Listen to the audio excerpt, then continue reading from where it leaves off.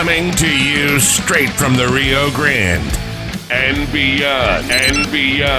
Broadcasting to the four corners of the globe. So grab your seat, your coffee, or your sundowner. Okay, everybody, here we go. On point, as always.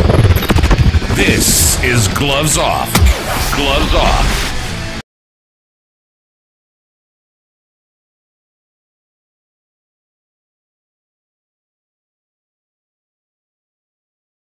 Back at you and Gloves Off, and I'm Paul Buitron, and I'm here with a great guest, one of the living legends of the martial arts, and he's a dear friend and somebody that I look up to. And the time that we spent together, he has humbled me, and that is Sifu Guro Bud Thompson. How we doing? You doing good? I'm doing fine, sir. I hope everybody's doing well, and your crew over there, everybody's doing okay? Everybody's doing just fine. Hopefully we can get this mess and this pandemic out of the way and keep on going for our normal life. Now, let me ask you a couple of questions. Has that challenged? I know the school's closed over there, but have your school still up and running, right? Yeah, I never shut down. Okay, that's good to hear. I worked through it. Yeah, that's good to hear, because a lot of people did. They closed us down for a while, and when we came back up there, we had lost so many, and we tried to get back up, and we kind of build up a good crew now that we have, very family oriented. A lot of the other guys, even though they're police officers, some of them were police officers, they're afraid to come back. They're like, I don't know. Anyway, it's just the fear that they have. And if a cold of this nature puts fear into somebody, they shouldn't be doing martial arts. That's my point of view, because a punch or a kick is going to surely put a lot of fear into them. But let's go back into this. How did you get started? Let's go back to, when did you say, you know what, I'm going to start training? What happened? Probably my first introduction to martial arts was about 1951, I believe it was. Okay. I was training at a bodybuilding studio in East LA, California. And there was some Japanese guy there trying to show me some moves. And I looked at him and I says, Jesus, they're sort of robotic. I said, I do better as a street fighter. At least I'm fluid. And basically that's the way it started. Yeah. And well, you know, that was probably like a karate something based, right? Well, yeah, this guy was a Shotokan karate guy, which is pretty rigid, you know. Right. So, and I'm thinking, geez, at least if fighting in the street, at least I'm fluid. You know? Right, so, right. No, and you're correct. Yeah. And how did you come of age with you? I know that you've always been inanimate with nutrition and with bodybuilding and health and so on and so forth. And through our conversations, you also had met Bruce Lee. How did that come about? What happened? I was Bruce Lee came into my nutritional store in Hollywood in January of, I believe it was 1965, right after the Ed Parker Internationals in Long Beach. And that's where I met him at that in Santo. Right. And ever since then, you started training in the jiu-jitsu? Ever since then, I was in for it, yeah. And well, of course, it's very free-flowing, and I think that's what caught your eye. Oh, yeah. Go ahead. Go ahead. I'm listening. How from those days of you training with both Dan and Guro Dan and Bruce Lee, what changed? What from then to now? What do you think has changed in the martial arts, not only in the school senses, but also the people training and ideals? Well, as far as what we do and still do, we didn't really change. We just progressed. Right. And a lot of a change came in when the Gracies came in with the Brazilian Jiu-Jitsu, you know. Right. In fact, I was teaching at the IMB in Torrance, California, when this guy was watching my class all the time, and I was doing like joint locks. And he asked me, "Does that work on the ground?" And I told him I could do it standing on my head. Why? You know. And then we come to find out that was Horian Gracie. I didn't know that. I asked him, "Who's that guy?" And he said, "Horian Gracie." I said, "When the hell is that?" You know. So he said, "Brazilian Jiu-Jitsu." Oh, I got some Jiu-Jitsu with a Latin twist. That's what I told him. You know. That's the way I met him and got started. You know, in that area. They're good people, you know. A lot of their influence, they've influenced a lot. They've opened up they've opened up the doors for a lot of other grappling arts that were kind of lost in the shadows, you know. Yeah. And how has that changed? I mean, a lot of martial artists. I put it to this way: a lot of guys go into a martial arts school because half of them want to learn how to fight, and the other half want to pretend to know how to fight. And then you have a couple of guys that go in there just to work out. And those are the guys that usually end up being the ones that carry forth things and learn and actually are the better ones. You know, you get my drift? You get these tough guy wannabes that want to come in and they don't last long. They just pay the rent for a couple of months. But was that the trend there? Is that the trend also there? Yeah, hold on. Yeah. Can you hear me?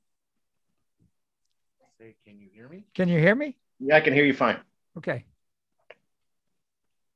But so has the attitude of the prospect student from then to now, has that changed as well? I believe that the students I'm getting nowadays, at least the ones that I'm getting, have never really trained as hard as we used to train at the old academy that was first opened up in 1974, when a few months after Bruce Lee died, when Dan opened that up, you know. Right. But I've never changed, and we've got even more aggressive and train even harder. And what I teach in my place, I teach all old school. Right. With some little bit of modification, you know. True. So True.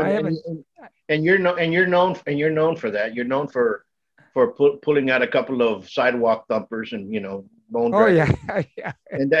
And there's schools that are like there's schools that are like that. They're very much needed. But then there's schools that kind of, how can I put it?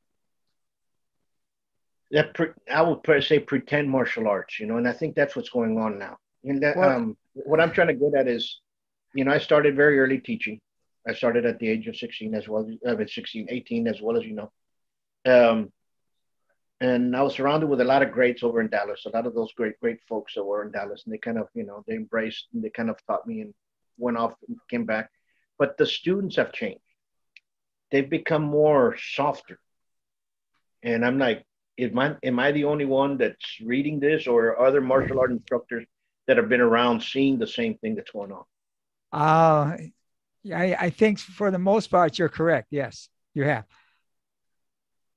They've become a little bit like passe, you know, but they want to work out, but they don't want to work out, you know. Yeah. They want all the knowledge, but they don't want to put any effort to get it. So I said, you know, nothing venture, buddy, nothing gain. You got to put in the effort to get it out of them. Absolutely. And how do you see that? Do you think people are actually going to end up being more, going in that route more, or becoming more soft in that case? Well, let me put it this way. I don't know about other students, but my students are not becoming more softer. No, I understand. Yeah.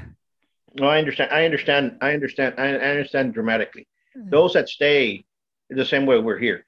Those that stay end up learning. That's right. But the majority that come in, I think the pool before was like out of every 10 you get 2 good guys. Now I think it's like out of every 25 you get 1. You know, it's kind of. Yeah, Well, I don't know if it's that bad yet, but I know exactly what you're saying. Yeah. You know what I'm saying? I mean, Yeah. I'm just putting it out that way because it seems that it's changing, even in competition wise. I mean, before you can take a kid that hadn't done anything, 4 or 5 months down the road, he had learned enough basics to put him inside a smoker, and he'll come out and he'll do fine. In fact, in 9 months down the road, he win Golden Gloves. We had plenty of those. Oh yeah, I have some like that. Especially I have a couple girls that way too. They're really Yeah. good. Yeah. Yeah, and then all of a sudden, now you get guys that they want to compete, but they don't want to work out, and you're like, you're not going to go anywhere. Then that desire's not there, and it's how when you get somebody like that, how do you go about and pushing the morale for it not to spread like a wildfire? Well, when we get something like that, we do full contact kickboxing, Sure. and let me tell you, that opens up their eyes when they get nailed a few times. Yeah, of course. Yeah, in fact, we still do full contact kickboxing, and we do multiple attacks and 1-on-1, 2-on-1, 3-on-2, that sort of thing, which I've been doing forever. Sure. So if that doesn't motivate, you're in a lot of trouble. Absolutely. Absolutely. And that's what needs. Those schools need to be around. They have to be preserved. A lot of people with the pandemic, a lot of schools went under, especially around here. Yeah. Schools that have been around, 2 decades, 3 decades. Your school's been around for a very long time. Yeah. And what happens is that once you start getting those schools that have been, they kind of held communities together. People say, how well so? Well, not everybody that comes into the school, and I'm just going to use the term black belt, is going to become a black belt. But there's a lot of guys that are going to go and be there 1 or 2 years, 3 years, that are going to learn so much from dedication to being on time and some other stuff, other skills, that they're going to go out there and they're going to use them in the job force in the community and become good citizens in society. Yeah, right. And your school's done that for a very long time in that area. You have. And Yes. And a lot of those schools are no longer around. So I used to tell people here, a lot of those small businesses, a lot of those schools, when you came up there and said, you know what, the softball team needs uniforms, I've yet to run into an instructor that says, well, you know what, I'm not going to pay for that softball team. Here's $100. Hopefully it can get you far, $200. You know what I'm saying? We all did our part. And I said, now it's a time for the communities to help out those schools and maintain them, or else it's going to be gone. Yeah, yeah. The class of tennis, we've lost a little bit to the Gracies. Naturally, they all take their toll. I can do ground, I just don't do that one. Okay. But we still maintain, and we still get new students pretty much every month. Okay. So we're okay in that area, because what I teach is old school anyway. I don't teach this watered down stuff. Understood. I know that. I know that, and I think that's I guess that's why we all became very good friends. But Yeah. and I see it with others. I see a lot of microwavable martial arts out there. People want to become, when they want to know advanced movements, if you want me to put it this way, they want to be able to do all this stuff and they have no basics. I said, you guys have to come back to the basics. Know how to post a jab. Yep, you're right. Absolutely. Know the difference between a fuerte and a round kick. Totally two different things. Know how to use them. And people are like, no, but I want to learn this over here. But if you don't have it from the bottom, that's not going to help you. If you don't have a good guard, if you can't stop a right cross, what good are you? That's not going to help you. Yeah, you're right. You know what I'm saying? So, absolutely. I don't care what you do. If a 12-year-old, 13-year-old Golden Glove boxer is going to knock you out. Yeah, and that's right. And people say, no, they won't. Well, go try.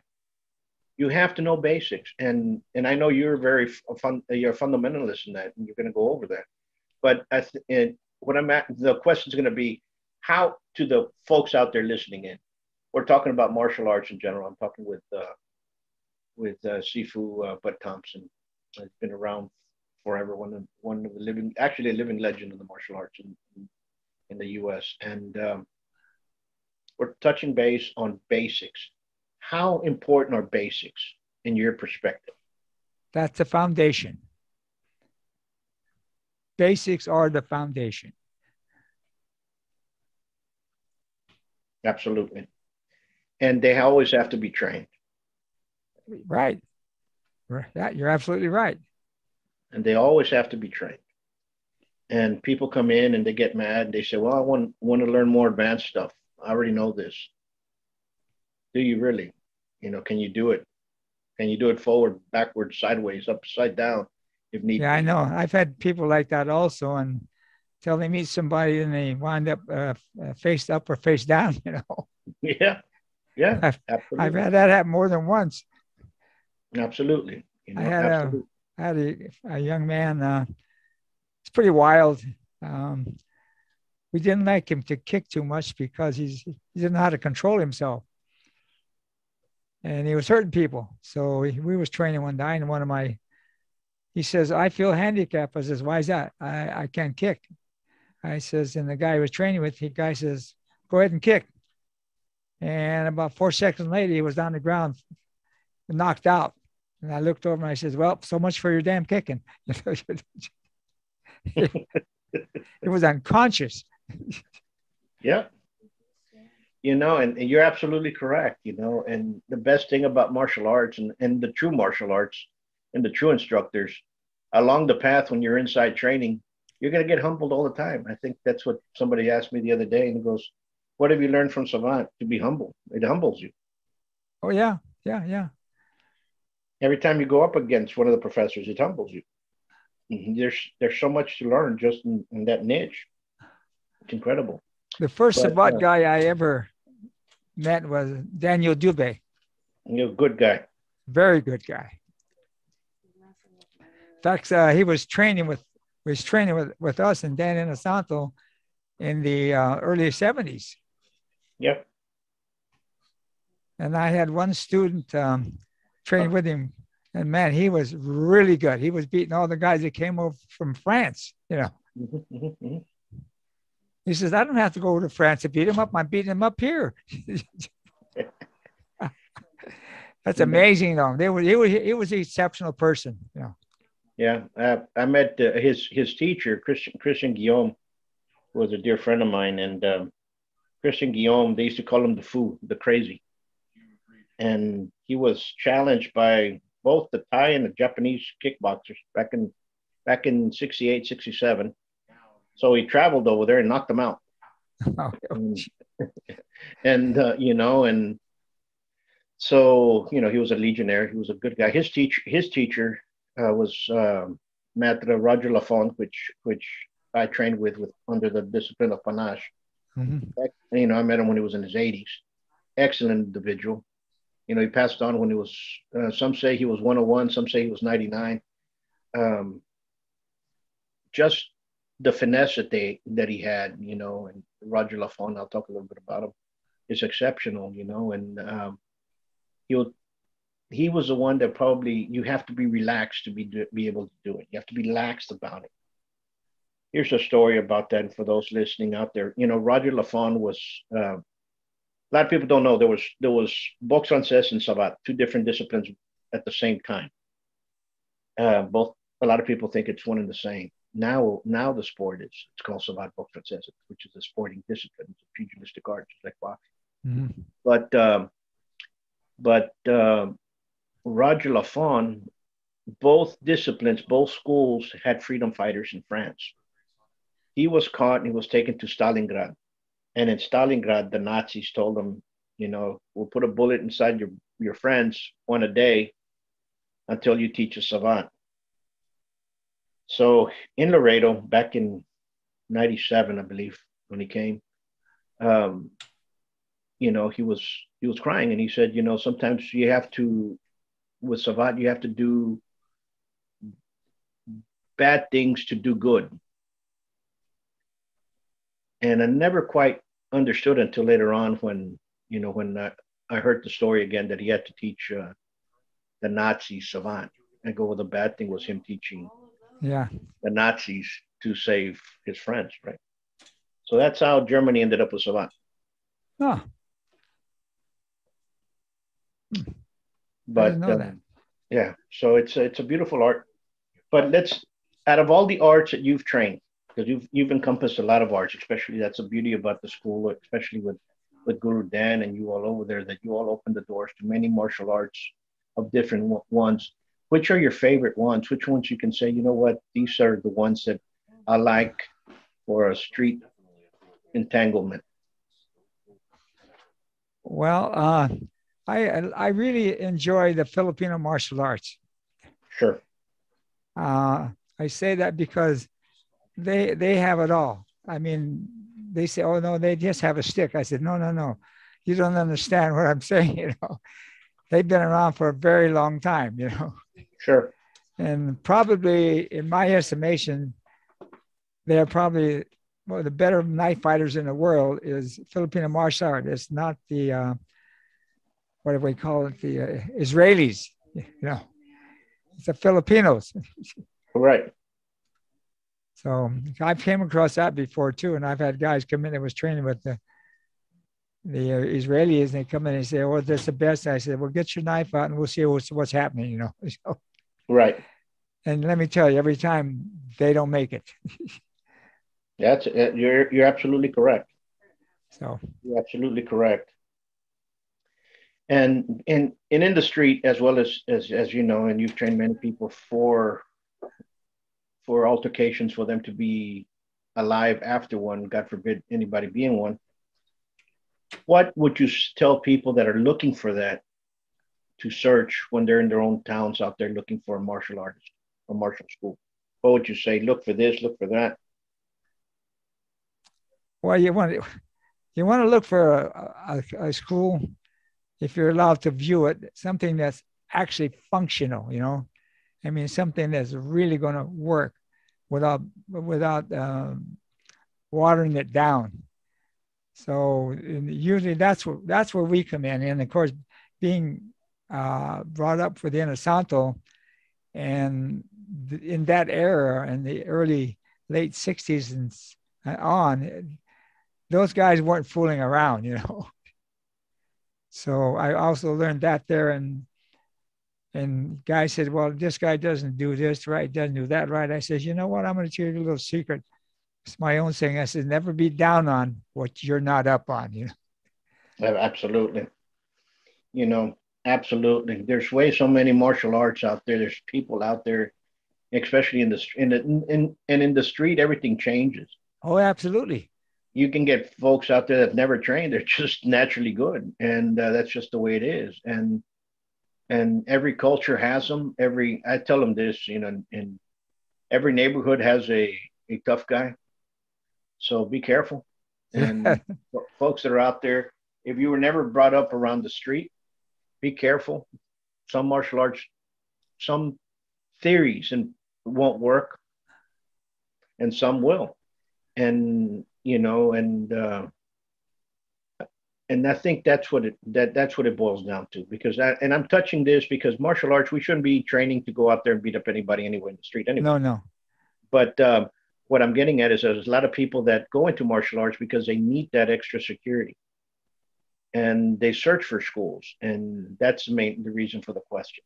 And they'll end up, if they're actually looking for that, they'll end up in a school which they'll love so much and they'll train so much that ends up not being an issue anymore. Yeah, I have sometimes some parents come in because their kids were being bullied, Sure. and I said, "You know what? I'm using your thing." I said, "I can bully proof him for you." Sure. Using your pair. I got that from you, by the way. Bully proofing, yeah. It's I true. said, "You don't have to be a big guy. Just know what you're doing, and don't let them shove you around." Yeah. Absolutely. And that's what happens. We have a lot of kids like that. Every year we get kids that come in, that go in there and bully proof your kid, and and they need that. And but most of it is self-esteem. They don't have self-esteem. Yeah, that's true. A lot of You times know? the problem you have with you teach these guys that to take care of themselves, then they become the bully. Yeah, I've had that happen. Whoa, whoa, whoa. I said, back off. That's not where it's at, absolutely. I've had Uh, that. so I said, if you're going to be the bully and bully somebody else, I'm guess who's going to bully you. Hmm. Hmm. So I said, just back off. Yeah, absolutely. And a lot of people don't realize that because a lot of parents here will take them to a school where they inflate their ego so much and they don't have the backing. That's where you get those problems with the bullies being, they want to become the bully. No, you have to lower them down. You kind of balance them. You have to balance them down. I Oh, tell them yeah. in I tell them this in Savant, you get the person that's very aggressive and he's going to be pacified, and you're going to get the passive that's going to become more aggressive. So it kind of balances you out at the Yeah. long run, Right. and that's it's hard, different to see, but it's just like boxing, you know, just like boxing. You're going to go in there if you're going to try to go in there trying to be I'm the best one. Something's going to happen in the boxing gym. Yep. Okay, So, and so, some martial arts schools are that way. You go inside, you're going to try pushing people your weight around. Somebody's going to tell you, "Hey, wait, slow down here," and things like that happen. Things like that occur. we sometimes we get guys that are not too often, but occasionally get guys that they're pretty good. In fact, they think they're real good. And I said, okay, not a problem. So I want you to go with this guy over there. And the next thing you know, this guy over there is the one to knock them on their butt. You know, I said, see, you got to dish it out. You have to be able to take it. You're absolutely correct. And it happens. That they get humbled. That humbling experience. It happens. We all had Yeah, that. that's you're right. You're right. I can name several instances that in my particular case, and we had a guy that he come from another school. He wanted to come over to where we at because we knew we were more aggressive, and he was really pretty good. In fact, he was really good, and he kept picking on people. And I said, "You better knock that off." I says, "Because one of these days, somebody's going to kick your butt, and if you keep up, it's going to be me." Yeah. So I had one of my students that was with me since he's been about 12 years old, and at this time he was probably in his early 20s. I said, I want you to go with this guy and knock him out. So this guy said, oh, you can't do that. So first thing you know, he had an overhand right, and the guy was laying on the floor, unconscious. I said, well, that's the way it is. This guy was a very humble guy. He never, Yep. he just, you never could know he could even fight. Yep. I said, this guy's been with me since he's been 12 years old and he's 30 some odd. So don't tell me you can't fight. Sure humbled that boy. In a heartbeat, and Oh, he dropped him unconscious. In fact, myself and one of my other instructors grabbed him before he hit the deck. And we let him down a little bit more gently than he was going to hit the deck, but it humbled that boy. it happens, and Yes. that's just the way it is. Did he become a student of yours, or did he go off in his merry way? No, he come in one time and he was all bruised up. I said, "What happened to you?" And I said, "You got smart with somebody and they beat your butt, didn't they?" And he said, "Nobody could beat my butt." And that's when I told the other guy, "Well, there he is, go knock him out." And then he got knocked out again because he was really bruised up. It happens, Oh yeah.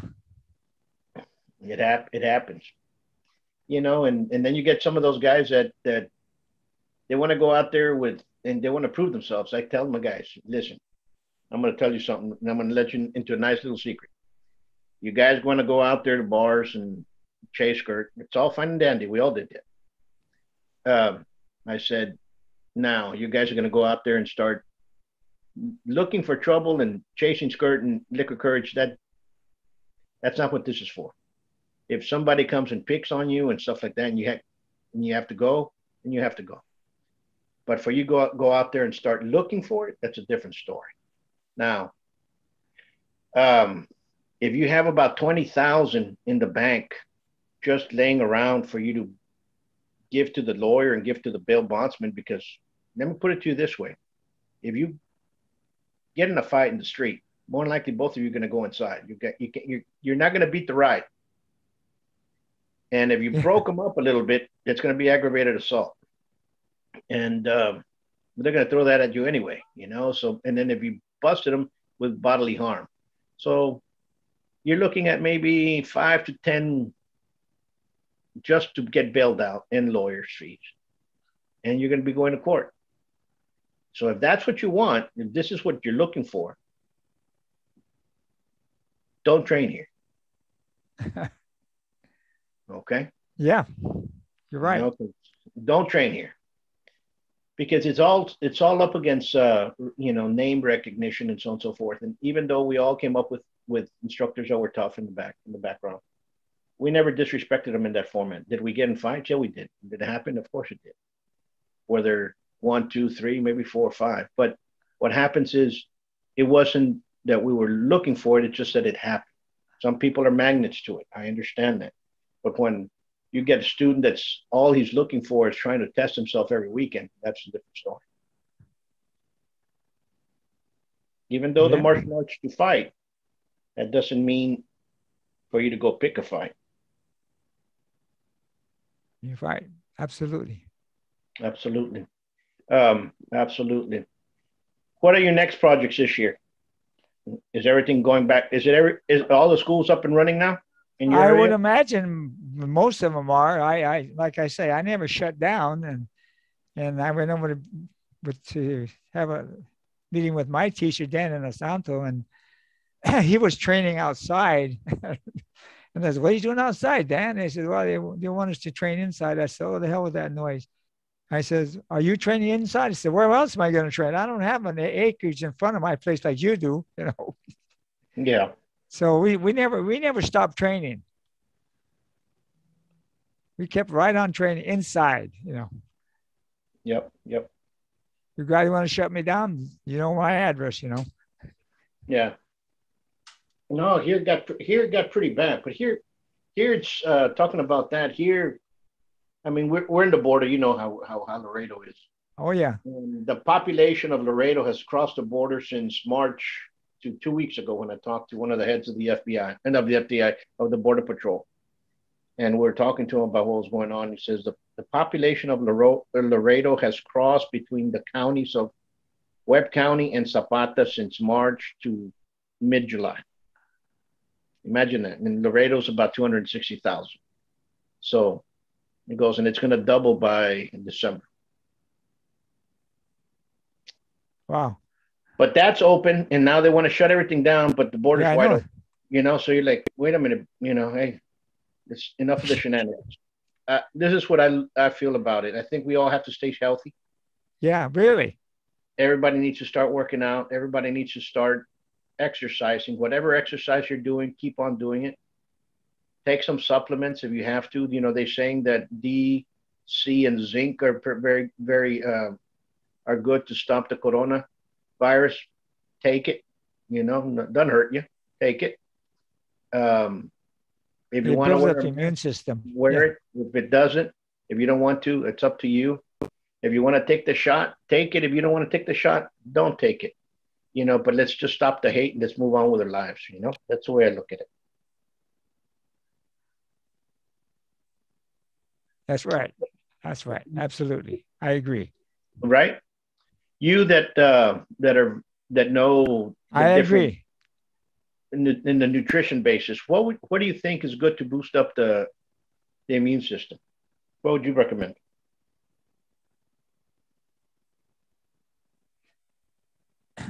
Well, you need like vitamins A, C, and zinc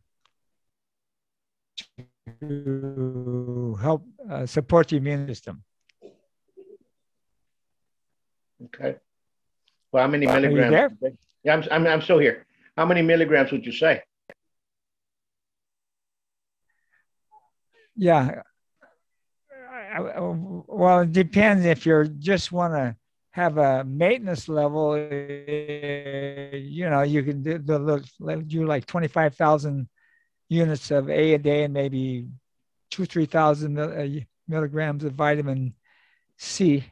But if you want to really beef it up and you have to, because you want to you have a problem, then you have to take it in therapeutic dosages rather than maintenance dosages.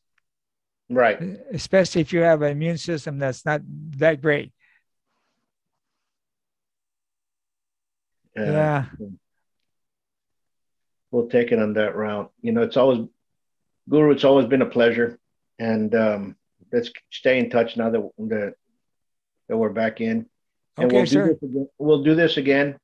And we'll get the video up and running. But okay. Let's plan on a date. Let's plan on a date in 2022. Let's work on something. Can you hear me? Yeah. And anything else you'd like to tell folks? No, by the way, stay well and protect yourself. Absolutely. You all stay well. You all stay safe. Much peace, much love. You guys be, folks, if you guys are in the LA area, look up Seafood Bud Thompson. What's your phone number, or how can they get a hold of you? The Academy is 562-698-6602. That's the Academy of Martial Arts. 562-698-6602. Folks, go out there and work out with Seafood Thompson. You believe me, you're going to learn a lot. Sifu, until next time, much peace. Okay, sir. God bless. Bye-bye. Bye.